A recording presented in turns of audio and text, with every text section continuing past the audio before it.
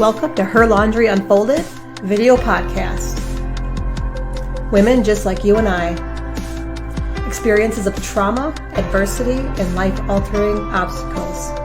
Their stories, their success, and their words. Unscripted, unedited, live, real and raw. Every Monday morning at 11 a.m. Central Standard Time on Her Laundry Unfolded, and I'm your host, Wendy Babcock. Don't forget your coffee.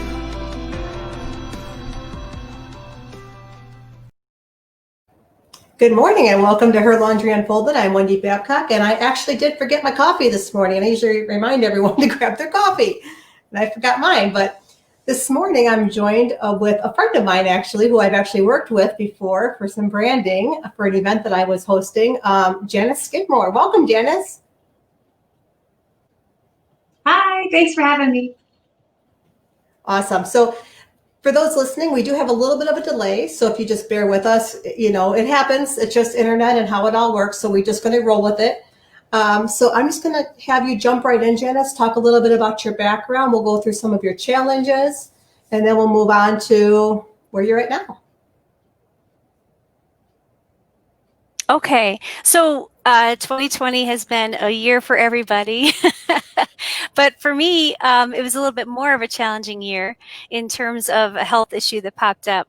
So I was, full swing in my career. I went into business for myself full time, offering personalized custom branding to entrepreneurs, solopreneurs, small business owners. Those who can't afford branding from the large firms. And business was, whenever you start a business, it starts slowly. So there's a lot of financial pain when you start. And so I was finally getting to the point where I had, some regular and new clients and everything was going well. And one night I woke up in severe pain and in my abdomen. And it was different. It wasn't like anything I'd ever felt before. And I was thinking, do I have appendicitis? Did I eat some bad food? And I kind of blew it off. And and then a month later, I was doing some yard work, and it was pretty strenuous yard work. And I had that terrible pain. And also I had a warning, like a message come to me that said, you need to go to the ER. And do you ever have those conversations in your head where you're saying, and it's like, okay, this isn't that bad. Why? Yeah, like the little angels on your side, and you're saying you need to go to the ER. And I'm looking at my little angel going, what are you talking about? I'm fine, And so the ER for me is a little bit of a distance, and it was only the ER because it was a weekend, and at the time that I finally listened to the little voice that said something's really wrong, it was late in the day, and so the walk-in care clinic type thing was closed. But I was in quite a bit of pain too. I have a very high pain tolerance, and so I was kind of doubled over, but I was still functioning. So I told myself it was fine and that I didn't need to go to the ER. I actually drove past the ER, and that voice started to scream in my head that said, turn around, go back now. So I did. And I went in, and the first thing when I was telling the nurses what was going on, and this is COVID time, so we're masked and we're keeping a distance, and I told them what was going on, and I said, maybe I should just leave. And the nurse says, no, you shouldn't. And so after everything that went on, they sent me for x-rays, which I thought was really weird. But they were asking me questions like, do you have lower back pain? Do you have, where else is the pain? And the doctor, she actually touched my lower back and said, do you feel pain here? And I said to her, well, I was just hauling rocks, so I might have some lower back pain. And so after the x-rays, a different doctor came in the room and said, we need to talk. And he said that you have a very large mass in what used to be your left ovary. And Wow. and so it was not what I was expecting. I was expecting appendicitis or Hmm. gallbladder. Right. Yeah, It you never would think. occurred. Yeah, it never occurred to me to think of my reproductive organs in any way, shape, or form. Right. And I don't think many of us would. I think most of us would be on the same track that you were on, appendicitis or maybe a pulled muscle or who knows what. Yes. So, and I know the body can act weird. There can be pain that starts in one location, but you feel it Hmm. elsewhere. So Right. maybe it was my back. So, um, he sent me when I knew I might be in trouble is when I was referred to a surgical oncologist. And that's when I Wow. thought, wait, oncology? Wait a second. Yeah. So um, Oh. I saw the surgical oncologist, and she said, we won't know whether or not this is cancer until you have surgery and until we'll know mid surgery whether or not this is cancer. And as soon as you wake up, we'll let you know. Wow. And I would say that, I did some research prior to surgery, and you know, I, uh, I realized that by the length of the incision, when I woke up, I would know. And Oh, when I woke, interesting. yeah, so when I woke up from the surgery, the length of the incision was large, and I said, "Uh-oh, it must be cancer." Mhm. And my doctor then came in soon after, and Mhm. she was fully masked and gloved and shielded up, standing at a distance and saying, "I'm so sorry, I can't be closer to you. I'm so sorry, I have to keep my mask on." And then I was worried, uh-oh, so how bad is this that she's so Right. apologetic? Right. And she said we did find cancer, and and that you're going to have chemotherapy, and we'll determine some other stuff later. And my immediate reaction, Wendy, was not to be sad or not to feel pity or Right. worry. My immediate reaction was to get mad. I was so mad Wow. that not one doctor ever talked to me about the signs and symptoms and risks associated with ovarian cancer. Not Right. one. Because again, that never even went through your mind. And had you maybe known some risks or signs, you might have said, well, maybe I should have this looked at. But talk about a lot to take on. Big mass in your what used to be your ovary, a surgery. I mean, those two things alone are enough to throw somebody completely into like a whirlwind. And now you're laying there and you're getting this diagnosis. Wow. Yeah, and adding COVID on top of that, Yeah. no one could come in or out of the hospital. The rooms were already packed at that point. This is going back into last April, so that there was no single room; it was sharing rooms. So um, I was worried about catching COVID while I was in Mm-hmm. the hospital. Oh yeah.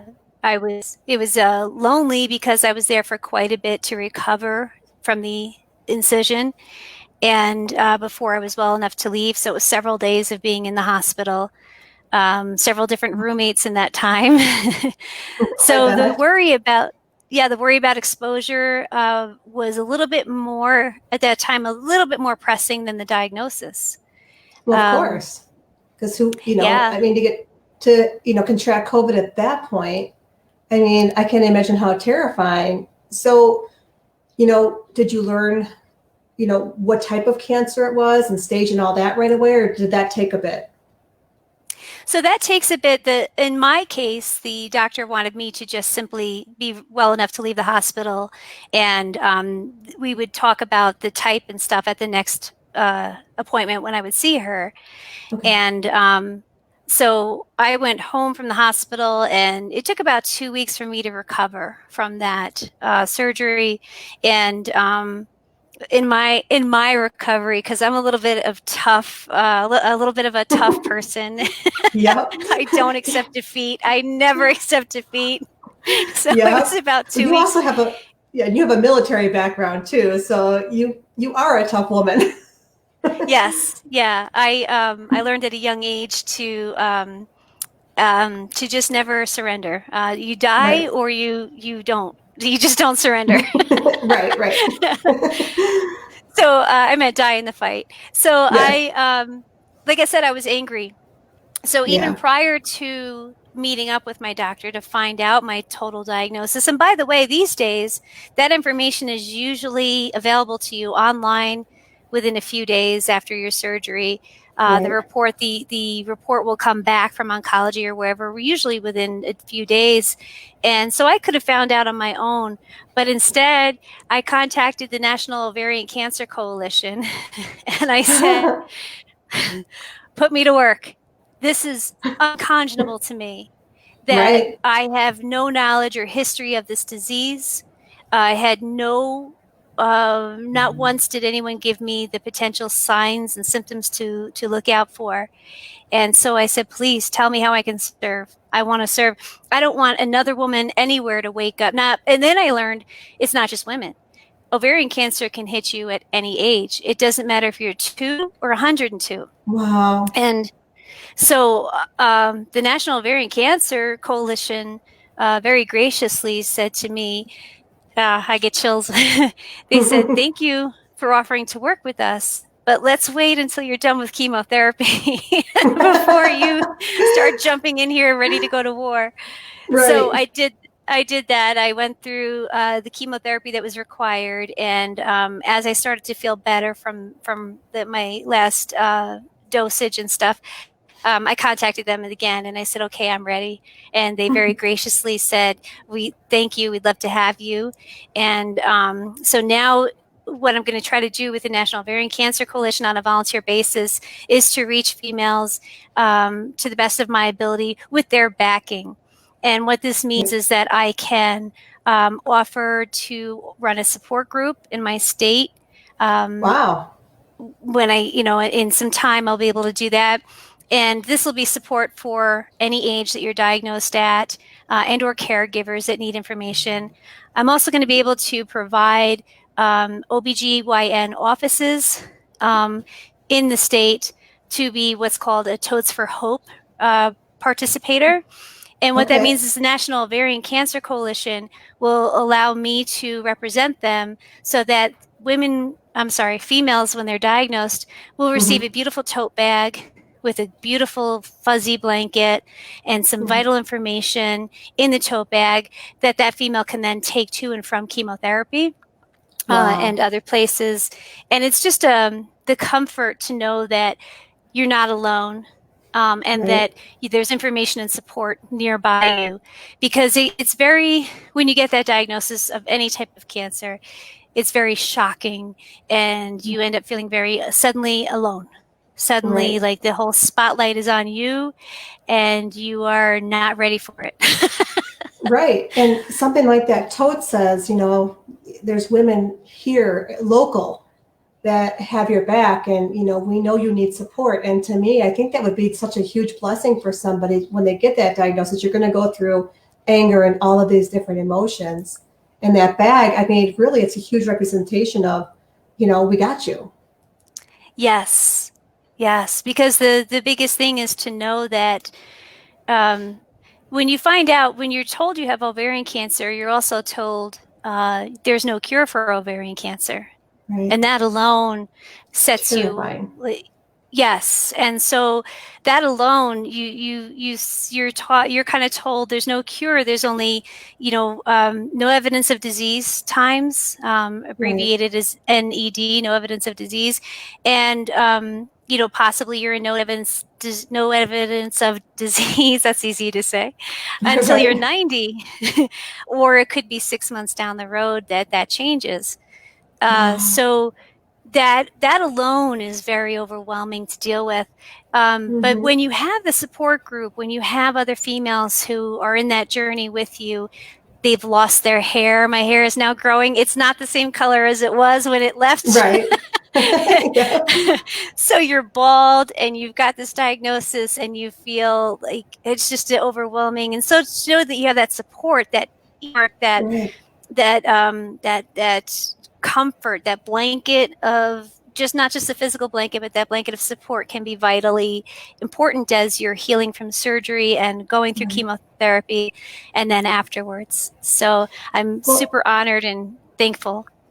That's amazing. And I have to ask though, like women, we have an emotional bond with our hair. How was that process for you? Because I know when I got my BRCA2 diagnosis, I kept thinking, because my aunt who passed at 50 from breast cancer, I know she lost her hair when it was coming in. She said she was blonde and it came back very dark. So how was that process? Because I don't imagine I would go through it very gracefully. For me, being prior military, it was easier.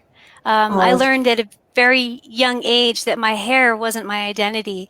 My ability to lead, my ability to survive and fight, my ability to stay calm in terrible situations really was my identifying personality, if you could say. And that carried through with me my entire life. I'm a total tomboy. I really could care less what my hair looks like. So for me, it was a bit easier, but I'm not going to lie that I wasn't slightly traumatized by it. Right. What happens with this particular type of chemotherapy, not all chemotherapies can cause hair loss, but several types of chemotherapy can. And this is one of those that does.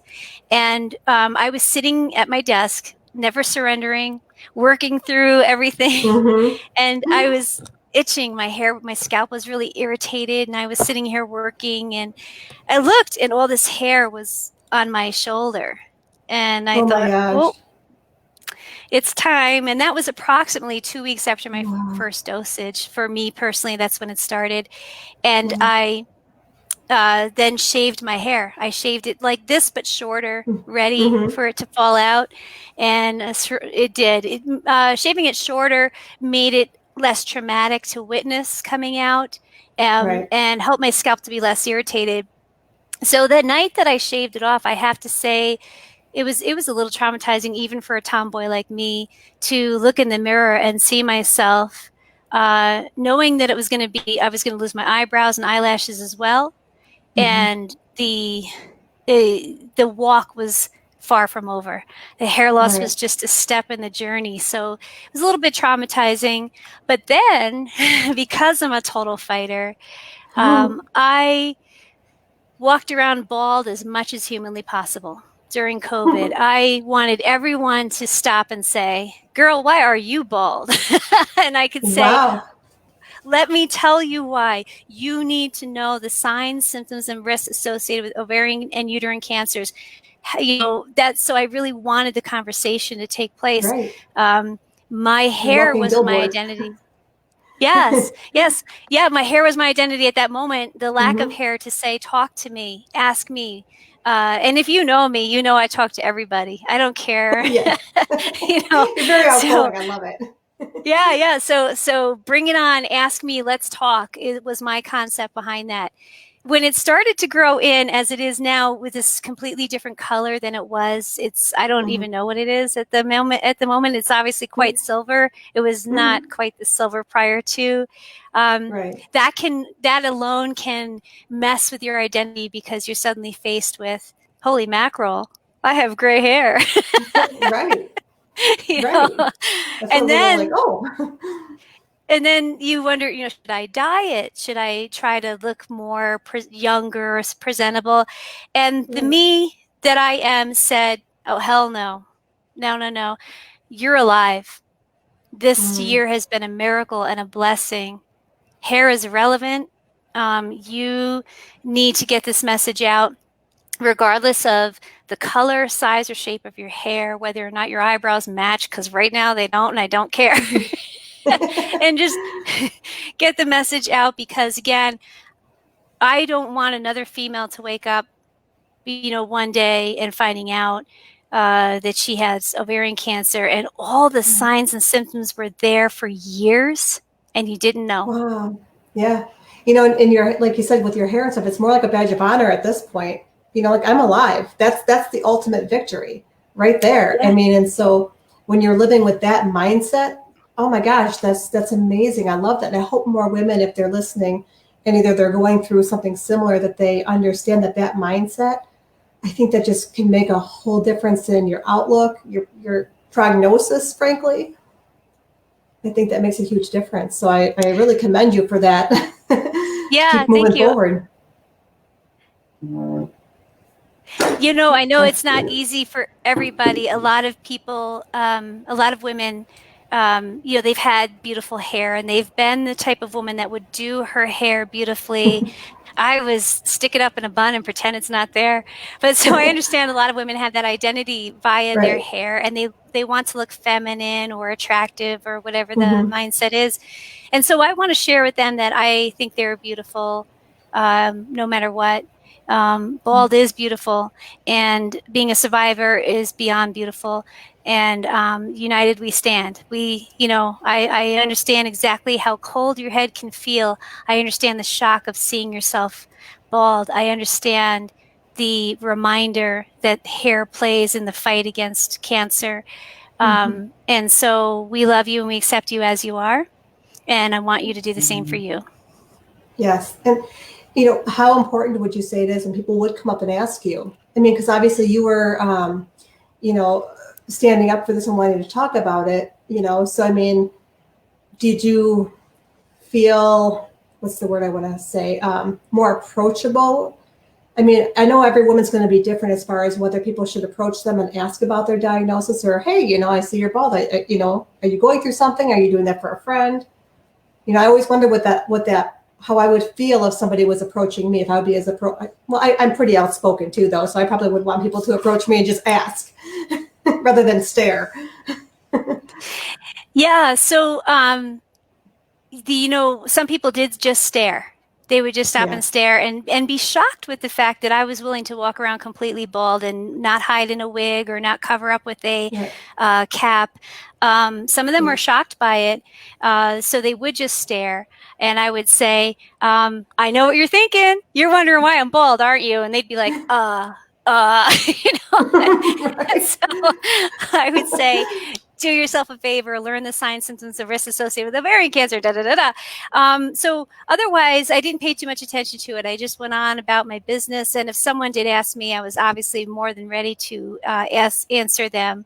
A couple Yeah. times I had people not want to know, not want to hear, don't tell Oh. me, and I would say, Right. okay, thank you, but I really hope you'll take the time to learn, for Mm-hmm. yourself and those you love. So.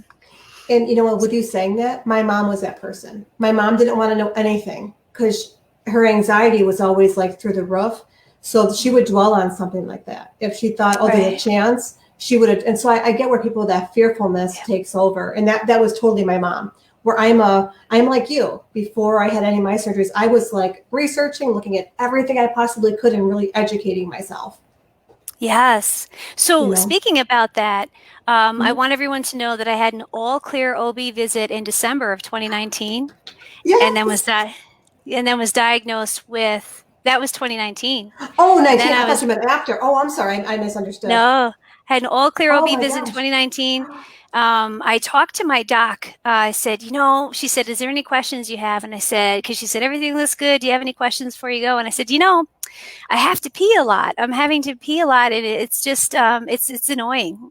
Yeah. And the response I got was basically, well, as we get older, if you've had children, your bladder can annoy you and Mm-hmm. need to be vacated more frequently.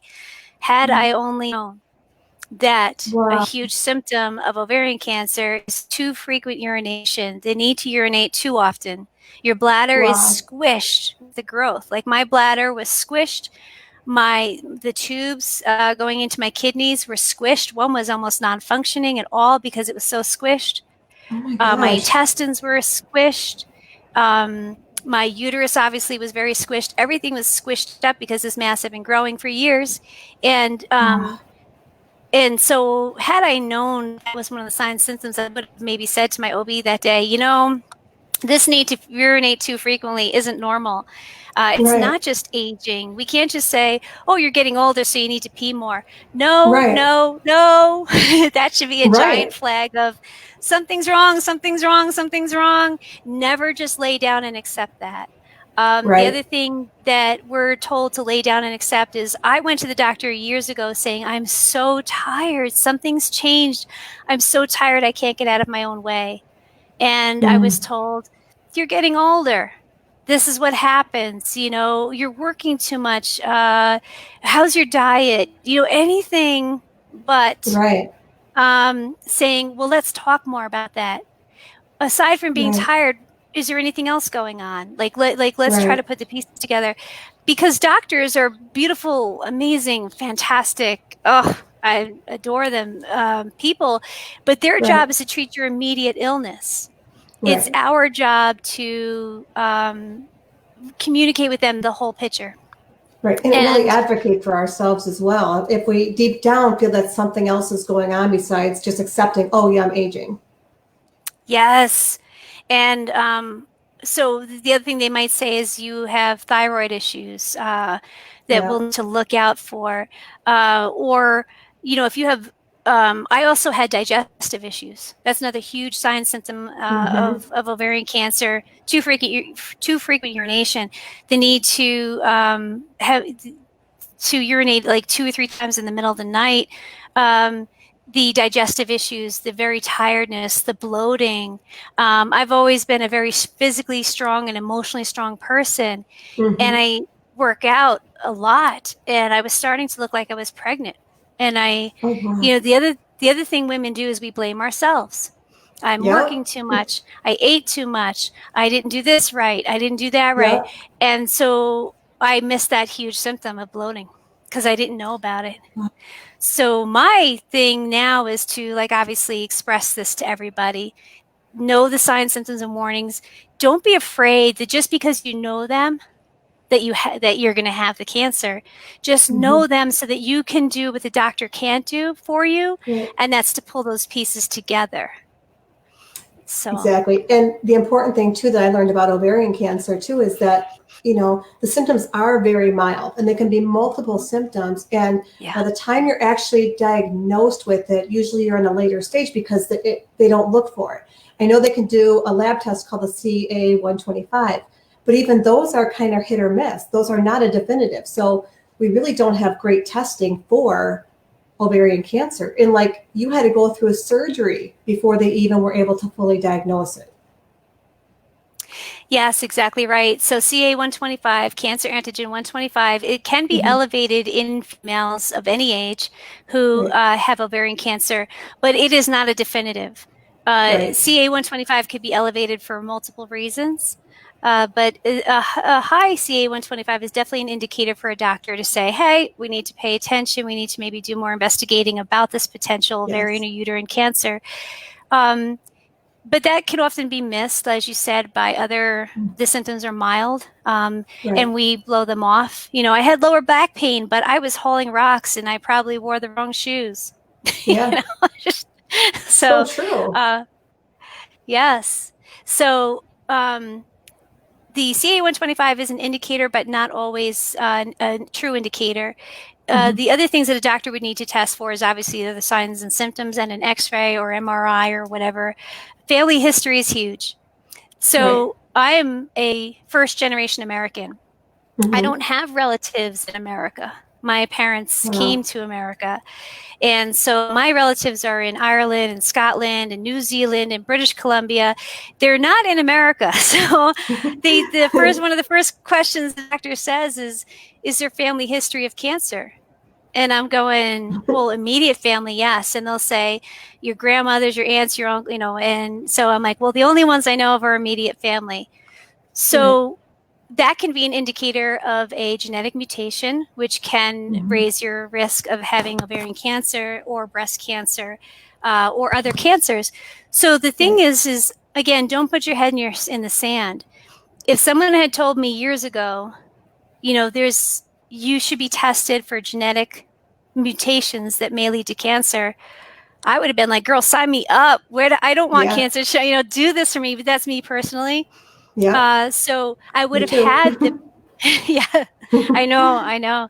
I would have had the preventative surgery. I would have had a hysterectomy. I would have Yeah. had a double mastectomy. I would have just had I known.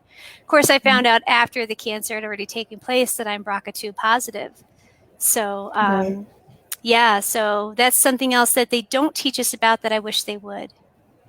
Yeah. And I think, like my daughters, of course, they haven't been tested yet for the BRCA2, genetic mutation that I have. and they both want to get tested. So just a matter of, wrapping your head around it and, using that information wisely to decide what you want to do about it. But for me, I had some, I don't want to say like conflicting opinions of those around. My sister and I were both BRCA2 positive, and we both opted for preventative surgeries. And we actually had people almost like lash out saying, why would you do something so traumatic to your body when you might not ever get it? And we tried to explain nicely that it's a combination of the genetic mutation as well as family history. When you have an 85% chance of getting skin cancer, ovarian, fallopian, uterine, all these different breast cancers, all these cancers, I said, would you get into an airplane that had an 85% chance of crashing? Well, no. Right. Well, that's the same thing. That's how I look at it. It's my life in my hands is how I looked at it.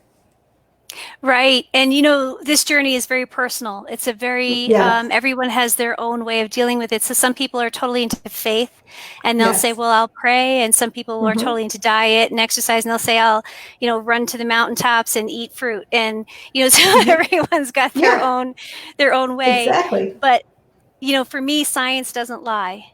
And if, for me personally, same thing. I'm opting to have a double mastectomy as soon as we're a little bit hopefully clear of the COVID mess. And I can then have it done because I know chemotherapy, and I do not want to go back to it.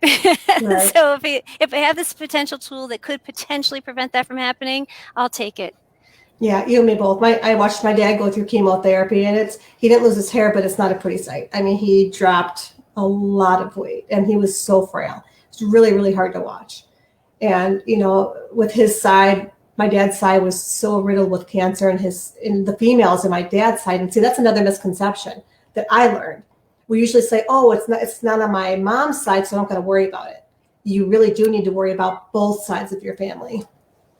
Yes. And so let's rephrase that. Let's not say worry. Let's say identify. So if your father happened to pass on to you genetically the BRCA1 or 2 or other genetic mutation, or your mother did, or both did, we just have to understand that can come from either genetic side of the family, and that we have the power then to use that information to our advantage. And there are, thankfully these days, with the science that's at our hands, the beautiful, amazing science that's at our hands, it's at our fingertips, and it's constantly evolving, we now know, and we can hopefully prevent certain diseases, not just ovarian or breast, but other types of cancers that could be present that may be genetically related. The other thing I want to point out about ovarian cancer is that it's a very small percentage that's actually genetically related. It's very small. Oh, wow. Ovarian cancer can happen just because. So there are certain things that can raise your risk, such as obesity, such as age in some cases, and certain other things that could raise your risk. But it doesn't always happen that way, and genetics don't always play the role. So knowing the signs, symptoms, and risks before you find them out after is the way to go for any age. So dads, moms, aunts, uncles, sisters, brothers, cousins, best friends, do your research, find out what you can, and be gentle with someone if you're trying to express what you learned. Let them come to you at a time that they're available to hear it in the ways that they can, and just do your best to inform them so that they know. Right. And I love that you're being such a large advocate for this, because I learned too, I was very vocal about my journey with going through with my mastectomy. And I can't tell you how many messages I got from women who had just had their first mammogram like I had, and said they feel funny of even talking to their closest friends and sisters about, they got a phone call back. That dreaded phone call back is scary as hell, and they just want to talk to somebody without worrying everybody. And I learned quickly that we don't talk about these things enough to let women feel safe to talk about it. So I love that you're advocating for this. breast cancer, I know we talk about a lot more, and I think ovarian cancer is one, like you said, it's a very silent disease, and we really need to pay more attention so we can advocate for ourselves. Yes, unfortunately, still in 2020, and let's get rid of 2020, let's go to 2021. Yes, I agree.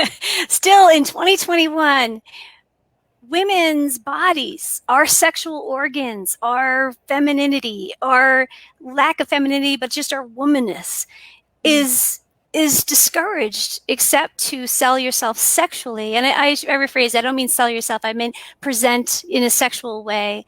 You know, the minute we want to discuss that there could be something wrong, such as breast cancer, such as uterine, ovarian, or fallopian, you know, the genre, it's shut the door. It's shut the door. We can't talk about sex. We can look at sex. We can't talk about it. We can't talk about your organs.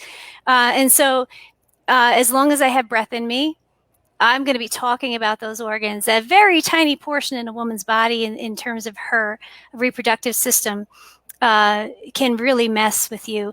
Endometriosis, PCOS, other issues that a female can have in general. Instead of shaming her because her period is painful, instead of shaming her because she is having a thyroid and can't leave the bed that day, instead of shaming her, stand the heck up for her and say, I got you, girl. You just stay home and rest. I got you. And by the way, we should communicate this with your doctor. Let's see if there's any help out there for you. Let's talk. Let's keep a written record of each month of your period that you're having so much pain. Maybe we can identify what could be going on for you, that we can find you help, or find a potential disease that could be helped or prevented. So let's bring women's reproductive health front and center, out into the open. Let's talk about her period. Let's talk about her breasts. Let's talk about her reproductive system in a non-sexual way, but in a healthful way, you know. And women, I highly encourage females of all ages to have a beautiful relationship with your body, a beautiful relationship with your inner workings, and what a miracle you are, that you can carry life and bring life into the world, that you can sustain life, that you yourself are a life force, regardless of what size or image you are. So, you know, practice some self-love. Yes, and you touched on something that I joined many Facebook like support groups around my surgeries. Something that I see a lot, and I love that you touched on, like, it's okay for us to put ourselves out there as long as it's in the sexual identity sort of a way. When we talk about that internal, you know, of how we feel about, you know, with our organs and everything else, so many women in my groups talked about, well, I had a hysterectomy, I had a mastectomy, now I feel less than a woman. Or they were treated by their significant other. Weren't looking at them the same because they were missing, you know, these parts that they were so identified as the sexual being. And my heart broke for them, because I thought, then that's the mentality, because we don't talk about these things enough, that we see our breasts as only like a sexual thing, or, you know, that way. I was going to say, so I had another thought and I just completely lost track of where I was going with that. Well, I can say that I've seen that myself. I offer support where I can, and I watch when people need support. I'm a huge empath, just huge. And so I have witnessed when other females have said, my significant other isn't attracted to me anymore. Since I've had surgery, she or he doesn't want to have sex with me anymore. And so what I try to remind people of is that, girl, they just gave you a gift. They showed you who they are. And that means you need to walk on out that door. That's exactly it. And so I was going to say, you know, you need so much love and support from yourself to begin with. You have to love yourself. Whether or not you decide, you're forced to have a mastectomy, or you decide to have a mastectomy, whether or not you want to have reconstructive surgery or not, those are all very personal decisions, and they should be based on your self-love. And the people who are with you in your life need to earn your time. And they are either there for you the way you look or not, Right. or they need to go. Kick that to Absolutely. the curb. I know Yes. it's easier to say than do when you're tied up financially, or maybe you have kids together or a house together. But if people are revealing to you that they are not fully backing you and on your side, if they're putting you down, they're finding excuses not to support you, then you need to start searching for ways to get out of that and open the door to the people who will love and support you as you are. Absolutely. In fact, I kept commending my husband because I was in the hospital for 5 days after my mastectomy, and he didn't leave the hospital at all. He was there the whole time. I said, "You don't understand how unusual you are." And that's sad to say that, but I said, in the groups where women were talking about it, they were left alone. And this is not during COVID. This was just during, maybe a sister or friend would stop in, the husband would come see them. But like, my husband slept overnight. He's like, "Well, of course I would." I'm like, you're so not the norm though. So he got uncomfortable because I kept thanking him for being there for me every step of the way. He's like, "Well, of course." I'm like, "No, you don't understand." This is not what usually happens for a lot of women. And it's very heartbreaking. It is. So first of all, I applaud you, Wendy, for being vocal about having a mastectomy, about being BRCA positive. I really applaud you for that. Thank you. I applaud your husband for standing up for you as a human being and not a sex object. Yeah. The one thing I want to point out is, a person's walk with cancer, for the person experiencing the cancer and a person observing the cancer, is very personal. Yes. What I've uncovered in this process is some people are so afraid that they may end up with cancer. They look at you and you're too much of a reflection of what could happen to them, a reminder of something that happened to them in their past. And they then, don't want anything to do with you. They'll push you away. Friends who were with you for a gazillion years will suddenly disappear when you're on your walk. And personally, I practice a form of Buddhism, and so I know about self and attachment. And so for me, it's easier to disassociate, to just detach and say that person is walking their walk and it's not personal. What I do with me is what's important for me, but not everyone can do that. It can be very devastating when someone you love is not there for you in the way that you perceive they should be there for you. But they have their journey, and sometimes it's too painful for them to deal with. And again, that makes sense. Thank them for showing you who they really are, what they really stand for, what they can and can't support you with. Because when you leave that door closed and they close that door, you leave it closed, you're going to open the door to all the people who are there for you. So it is so and true. They're going to, give you the love and support you need. So, we as women are kind of sometimes raised to seek approval. We're raised to, for me personally, being a very strong, independent, self-sufficient, say it like it is, don't need anyone to take care of me, person that I was born to be. I stand back and I witness the opposite. I witness some women who were raised, you can't speak up, you can't say anything, you need someone else to take care of you, those kind of things. In this day and age, some women are still being raised, or some females are still being raised that way, as the man mows the lawn and the woman does the dishes. It's beyond my comprehension, because we are all human beings who need to support each other.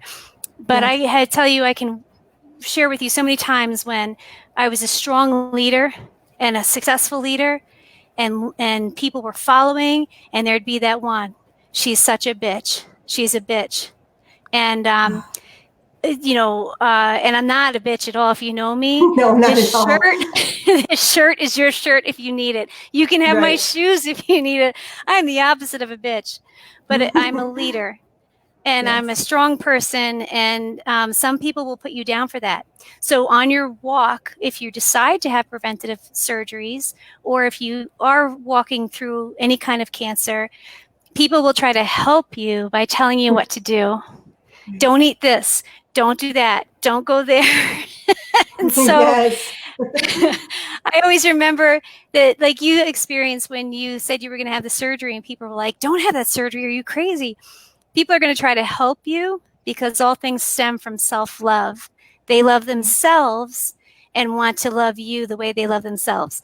And so you might be called a bitch, you might be called stupid, you might be called whatever, but Yeah. it's your walk. And I just encourage you to stay strong in it and surround yourself with people who love and support you in it, whatever your decisions are. That's awesome. I love it. I love that you're such a, this is just, I hope people are listening that really will get, I think they'll take a lot out of this.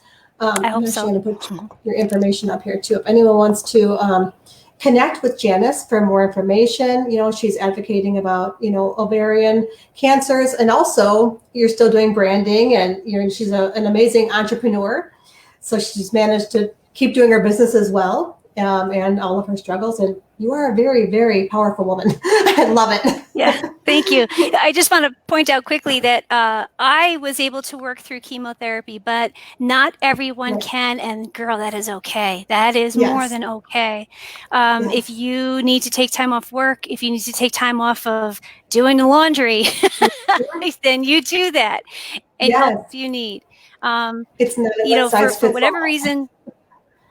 Exactly. So for whatever reason, I was able to continue working for them. I would have to rest during the day, but I was working for me, and that's okay for me, but not for everybody. Yes. And that's such an important message, because we're all on different paths on our journey. We're all different human beings with different feelings, different everything. So my sister and I had different surgeries. I did have reconstruction. She went flat. And so she did what she needed to do that was right for her journey. I did what I needed. And, whether you work or don't work, that is a very personal choice, and so when we do have loved ones going through these journeys, just your support is really the most help they can give you, is the support, not the advice so much, but the support is very important. It is, yes. And financially, things can be very difficult. So there are resources out there that may be able to help you. So stay strong as much as you can. Seek out those resources for financial assistance if you need it. Yes. And if you wish to connect with Janice, you can connect with her through her email, Janice at Right Mind Creative. And that's right with WRITE, mindcreative.com. So please reach out to Janice if you'd like more information, or, you need a little bit of support. I'm sure she'll be more than happy to, assist you on your journey. Yes, thank you. And total confidence, I will not share any information with anybody. What you share with me stays here with me. Yes. And I can attest, Janice is a true, light of happiness. You cannot not have fun around Janice. Like you're always having fun and smiling, and that's what I love about you. It's a contagious energy that you have, so that's why when you said someone called you a bitch, I'm like, what? If people know you, they know that you're just a very fun loving, beacon of hope. I love it. Yeah, thank you. It's been a journey, but my journey is to self-love and love everyone equally, which is not easy. Awesome. Well, thank you so much for coming on and sharing your journey and all your wisdom. I love it. For everybody else, we will be back on next Monday at 11 a.m. Central Standard Time. Thank you so much for joining, and we'll see you all next week. Bye. Bye-bye. Bye.